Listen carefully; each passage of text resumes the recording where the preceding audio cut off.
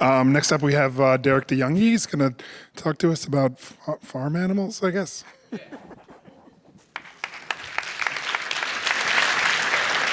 Thanks, Mike. Oops. All right. Hello. Today we're going to talk about environments as cattle. Everybody's heard the analogy of pets versus cattle when talking about, individual servers. Let's treat them as commodity, or maybe not commodities, but assets rather than family members, right? So today we're going to talk about taking that from just a server to all the way to an environment and the value that you can provide your company with doing so. I need to turn this on. There we go. All right. So this is a takeaway from the Google State of DevOps in 2019. It says that the productivity can drive improvements in work-life balance and reductions in burnout. And organizations can take can make smart investments to support that. This underlines a lot of things that I take to heart, like work-life balance and no burnout. So we want to help our companies find the right investments to make to enable us to get there, right? So a little bit about myself. My name's DeJonghe. I'm out of Ann Arbor. I work for a company called Right Brain Networks. I'm director of cloud architecture there. I've been there for a while. I've seen a lot of cloud migrations. I've seen a lot of cloud environments. I've also written 3 books for O'Reilly, the NGINX Cookbook, Load Balancing in the Cloud, and NGINX Unit Cookbook. They're all free if you want them. And then I've got GitHub up here because I don't use Twitter, so that's a better way. So let's talk about the cost of non-prod downtime. I've had a client tell me that throughout their non-prod environments, on average, they have 8 hours a week that one or more of those environments have issues or are down.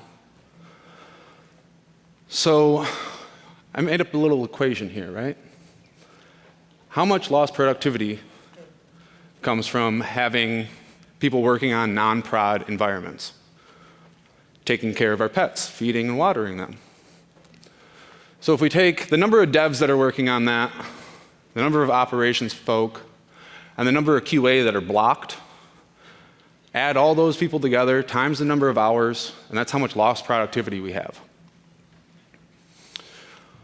For that particular client, typically one dev, right, the person who made the commit, 1 to 2 ops people that know how to figure out and debug what's going on, and then 3 to 10 QA folk that were kind of just waiting around for their environment to get fixed so they can continue doing their job.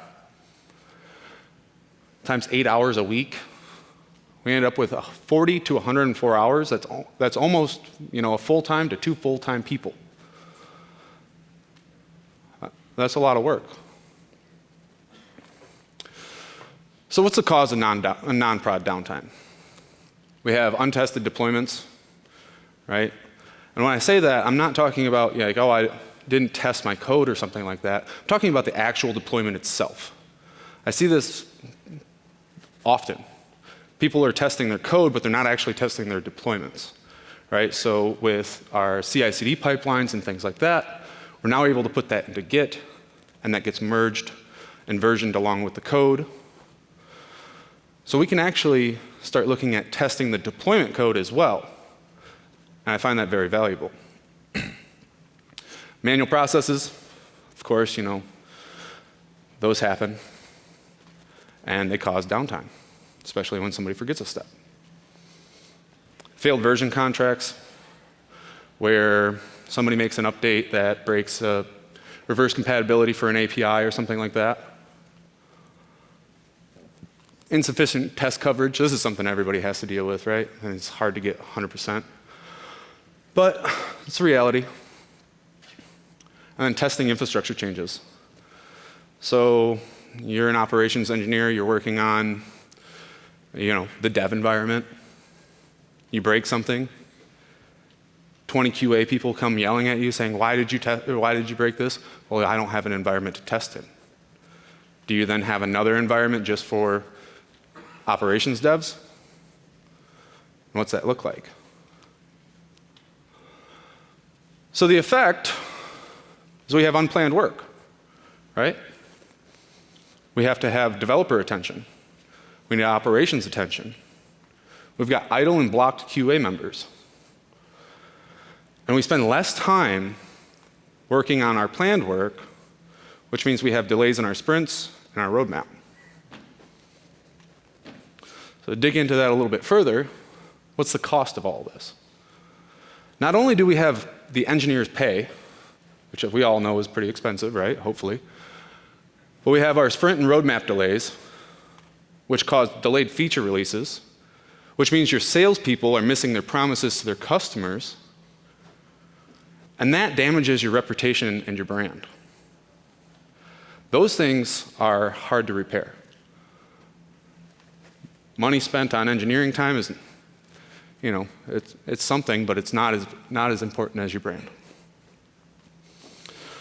So let's take a look at a traditional pipeline for, CI/CD. We have a developer gets assigned a task. This is Cliff Notes, right? They create a branch. They do their work. They make a pull request. After that, their unit tests get ran because we all have unit tests, right? We report our status, and then somebody reviews the code. Everything looks good. Let's merge it. So after we merge it, it gets deployed to dev, right? And then our integration tests happen, and if those pass, we deploy to, a test or QA, or name one of your names of your pets. QA does their testing, everything looks good. This goes on for UAT and so on and so forth, and customers test, etc. But we finally end up in prod at some point. So let's take a look at how things get into dev.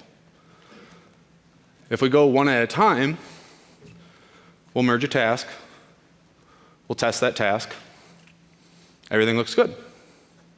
So let's move on to the second task. These things are queued up waiting, right? We deploy that task, we test that task, something fails.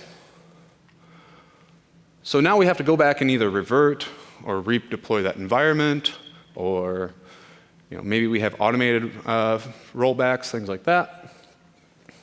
What happens to test 3 or task 3? They're sitting over here like, still waiting. Maybe it's not the developer. Maybe the developer went on to pull another task out of Jira or something like that. Maybe the QA person has something else to work on. But that task is still sitting there, right? We're still having a delay in our pipeline. So what about if we batch our stuff up? This is an interesting one, right? Let's just merge all these things together and do one big bang deploy into dev. Or if you guys are on like a monthly release cycle, we'll do a one big bang deploy into prod and see how that goes. It's usually how that goes. So now what happens? Okay, so dev's on fire, things are down. Whose commit did it? Right? We have to put on like an investigator hat and say, okay, well, we got to figure out which one of these tasks broke dev. And then trying to figure out how to pull that out of Git and make only the good commits go through and cherry pick what we need. Again, it's time, it's effort. Things we don't really need to be doing. So how can we prevent that? We could automate our rollbacks. But then again, that takes time. I can walk back fast as you can. But we still have that, third task sitting there waiting. Okay, dev's again in a good spot. Let's go ahead and merge the new code and push it through. My talk's going to focus more on these last two items. Shifting further left and testing our deployments and our code before we actually merge, and treating our non-prod environments as cattle so that we can enable each release to have its own temporary environment. We can test the deployment, we can test the code, we can do our integration testing before we actually merge, because we have these cattle that we can just boot up, deploy to it. If it looks good, we can blow it away. And then if you do have cattle or pet environments, we can just rebuild them.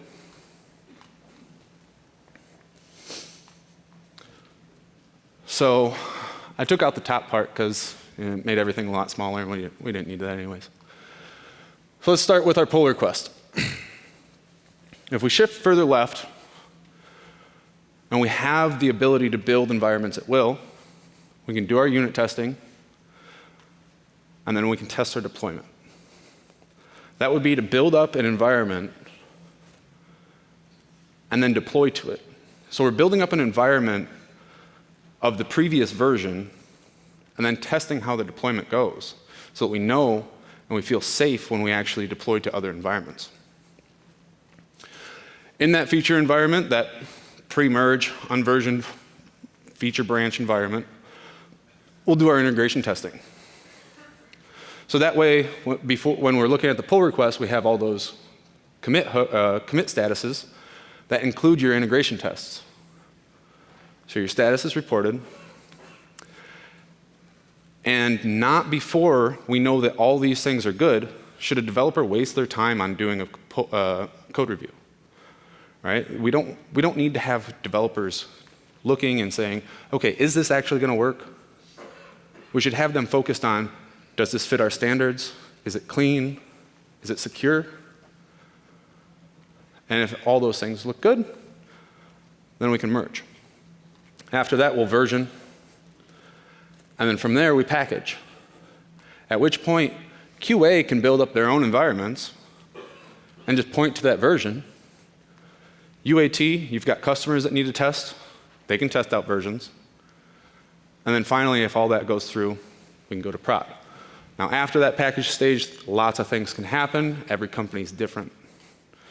And understanding that there's not one precise, prescriptive way to do that side of things is important because, like I said, every company is different. Everybody has different needs. So how do we get started with that? We need to look at versioning. We need to look at infrastructure management, configuration management, and our database management. So with versioning, we need to version everything, every repo, right, including operations. You guys too. I recommend semantic versioning, but the way you do things usually doesn't matter as much as just the fact of doing it. Establishing version contracts, this is why I like semantic versioning, is because you know, based on the version, what has changed. So as long as you don't rev that major version, you don't have a breaking change to your API, your specs are still the same. My application is going to work with that application because I can tell that the version's still within respect. And then we should never be rebuilding a version. I say this because I see it a lot. I see people that say, okay, we built the dev branch, and then it looks good. We merged it to stage, and we rebuilt it. Well, if you don't completely lock down all your dependencies, and you accidentally install a new dependency version, you're actually not testing what you're deploying because you're rebuilding something. You're not actually packaging it at that particular version. You may have something that slips in there, and it's not just one person's fault. It's just the process. So you never want to rebuild a version. You want to take that package and make sure that it's stable.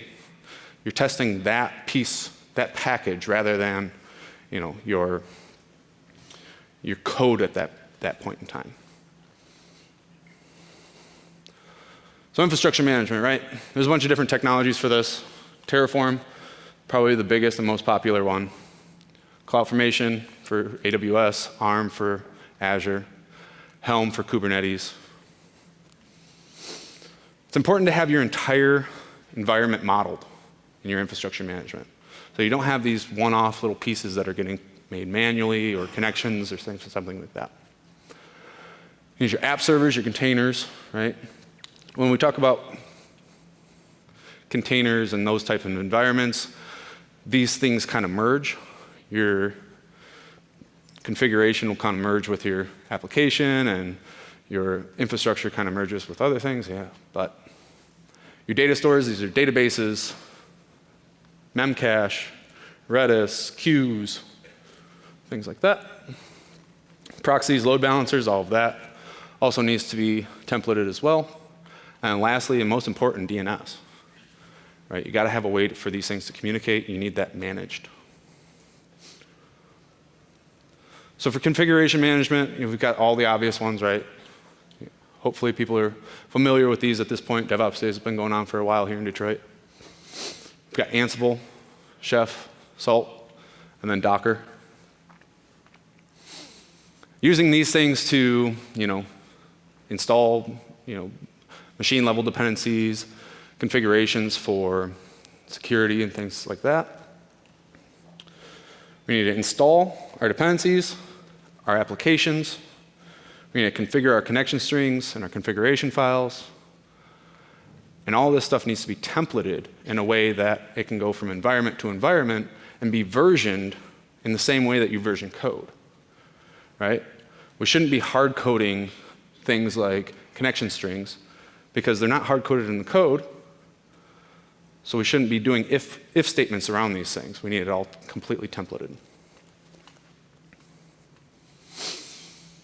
Database management. There's lots of tools around for this one. I've seen people build their own. Liquidbase is kind of a plain Jane, XML and raw SQL, I think. Basically, what these tools do is they put a table into your database and they keep track of what they've already ran so that they have a version on the database schema that says, I've ran through these scripts, and sometimes I know how to revert from these scripts. So your database is versioned, your database schema is versioned along with your code. If we skip this and we have people running schema migrations, during the deployment process, things get really hairy. Flyway is a big one for Java environments, and then Alembic for Python environments. Like I said, there's 1,000 of these tools. It doesn't matter what tool you're using as long as you're doing something around this. Automating default data load. This is actually really important for when we're building up cattle environments, right? Because if your QA team goes to, test something, if their tests don't inject data into your application, they don't really have anything to test. Snapshotting, this works as well. So you can snapshot your dev and QA data, because it's important. If I'm working on an environment and I'm testing something, I want my data there. If I've been messing with this environment that I call my own, I want to have the same data, so we can snapshot that and rebuild it. Doesn't take much time. And key environments, things that are semi-pets, they're kind of like that cute squirrel that lives out in the yard. You kind of care about it, right? We can snapshot that data as we tear it down, or as we tear down an environment, so that we can keep it around. When we boot it up to test the deployment, when we deploy our code is versioned along with our schema, so we can just say wherever it came from, whatever it was snapshotted at, we can just run our schema migration, and it comes up to the state that the code needs it for. So deployable release should be basically like a conglomerate of these things. Our infrastructure version, our configuration version, and our application version. Now I mentioned in Docker some of these lines get blurred, right? Configuration version is kind of packaged with the application, but that's okay. They're still there. The concepts and the processes are still there. So I should be able to take those three versions at any point in time and build myself a new environment. And as long as testing of those three things together has gone well, I can be confident that I have a deployable release. I can just say this version, this version, this version, we know these work well together, push it out, and we have an environment we can give to a customer or something like that. So passing information, right? Our infrastructure templates are going to be building up things like servers, databases.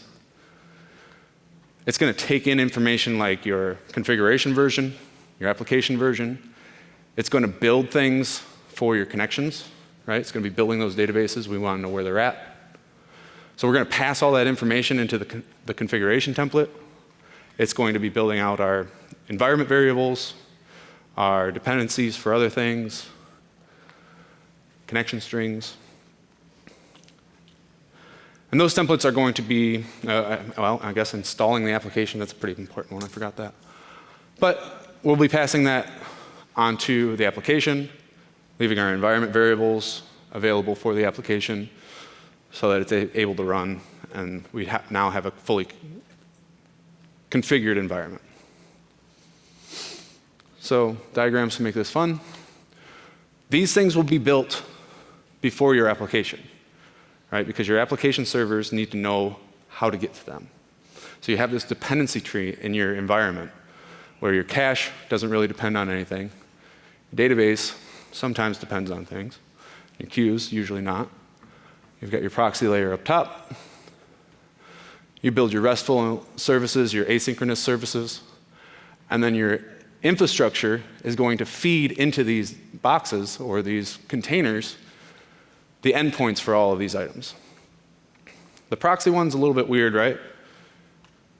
Usually it's not the RESTful service reaching out to the proxy, but the RESTful services need to know how to register to their proxy. Some environments maybe, some just do it through service discovery, but not all environments are the same. So what opportunities have we enabled here? We enabled developer environments. If I'm a developer and I want to test something, I can build myself an environment. That enables developers to take bigger risks and test them before they even make a pull request. Right? They may be risk adverse if they know that they're going to get flamed from their neighbors on, hey, this broke our environment. But if they know and they've tested before they've even had the chance to deploy to a dev environment, and they feel confident, they may take more risks and produce more value for the company. Feature branch environments is what we were talking about earlier with shifting left, testing things out before we merge them. Customer environments, anybody in manufacturing probably knows that their customers want to test things out before it goes to prod. That's a big one. If you build things this way, you can build yourself, your customer in an environment. You can, in AWS, you can tag it all and bill it back to them. Charge them more, 20%. You can shut down these environments during off hours, right? Hopefully, people aren't working through the night and on the weekends. I hope that, right? But if nobody's using it, why are we paying for the infrastructure? In the day of the cloud, that's the whole point, right? Why do we keep dev up at all times? If nobody's using it, shut it down. Save the money. Save the money. You can use that money for other things like another developer or a foosball table. Testing the deployment and not just the code. Again, this is really, really important. Because with CI/CD scripts that are getting ready and then versioned and put in the repository with your code, things are changing at a high pace. You want to test that as well as your code. So we're able to build up environments and test the deployment of your code, not just the code itself. If you just get code on there and say, okay, the code runs, but what happens if it doesn't deploy right? What about your configuration? If it doesn't pull down the right, if your configuration doesn't put the right environment variable that your application code is expecting, you've got a broken environment. So you have to test these things. You have to validate your schema migrations. You have to validate your uptime. If your deployment deploys, but you have 5 minutes of downtime in the middle of it, what's the cost of that? Is it, again, your reputation, your brand? It's like, yeah, these guys are always releasing new features, but every once in a while, we just get like, it's unresponsive. That doesn't work. And then we can reprovision broken environments. So we don't have operations, devs, sitting around waiting for things, sitting around fixing things that they already know Shouldn't be that way, so why go fix it if we can just redeploy?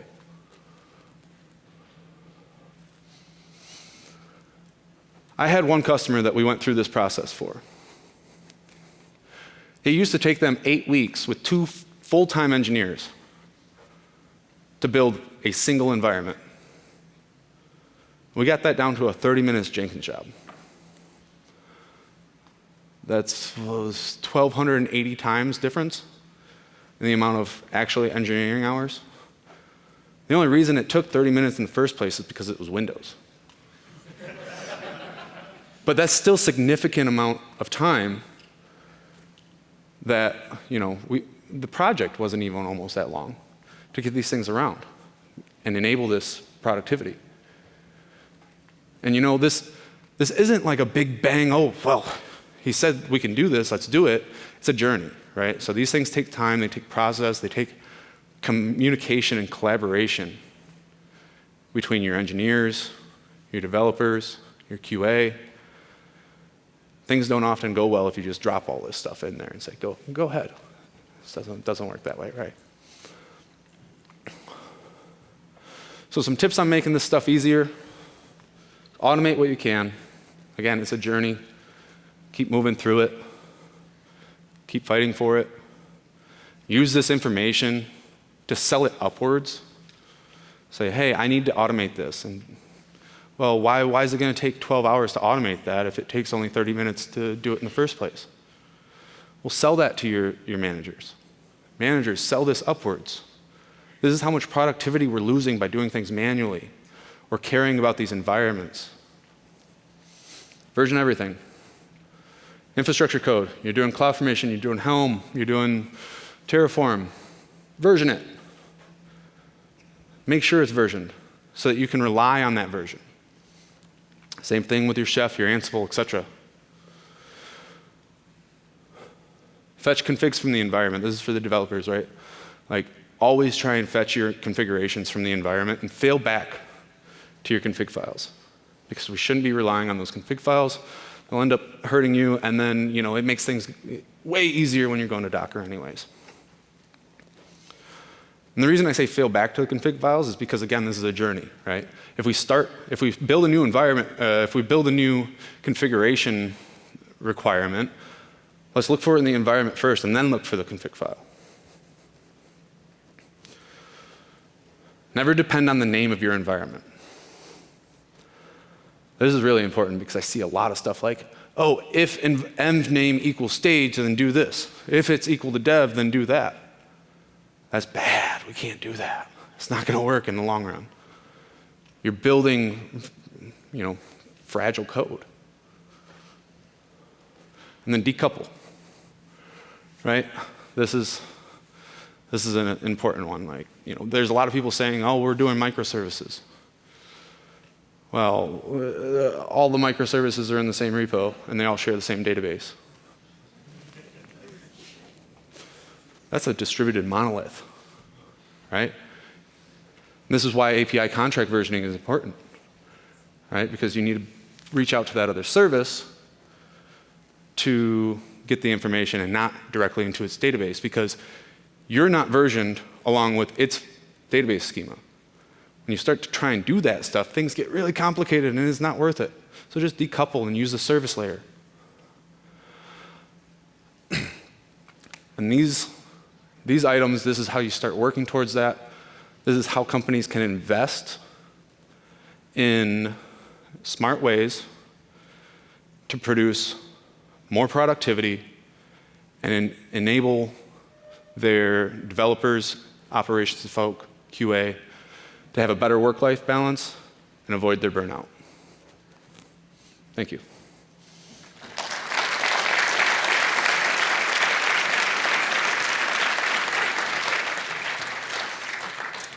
Any questions?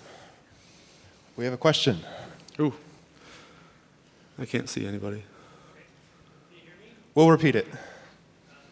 How can you integrate per-ticket development environments with an existing release process? How can you integrate per-ticket environments with an existing release process? Is that right? It's hard.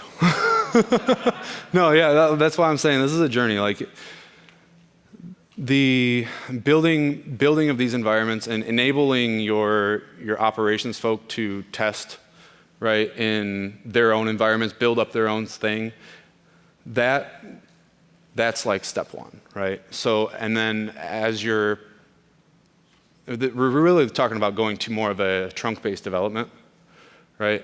And it depends on what your release process looks like today. So it could go a lot of ways. What's your name? Danny. Okay, I'll come talk to you about what you guys have today and how you might be able to step through it. Thanks. Yeah, no problem. Another question? Hi. Just enough of the bang on the environment name. What would be your alternative? What's an alternative to environment names? What's an alternative?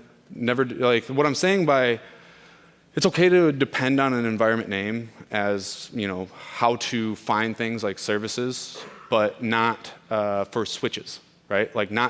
Don't do if-else around environment name things, right? Keep your code flowing through the same processes for every environment. Use your environment as a variable, but not one that you do if-else or, if this environment do that, switches, stuff like that. Sounds like a good open space topic, maybe. Ooh. Environment variables as code. What? I don't know. Any more questions? Yes? What do you do if you're stuck on-prem? What do you do if you're stuck on On-prem? Oh, work harder. No. VMware, you can still do this stuff with VMware, right? Terraform works in VMware.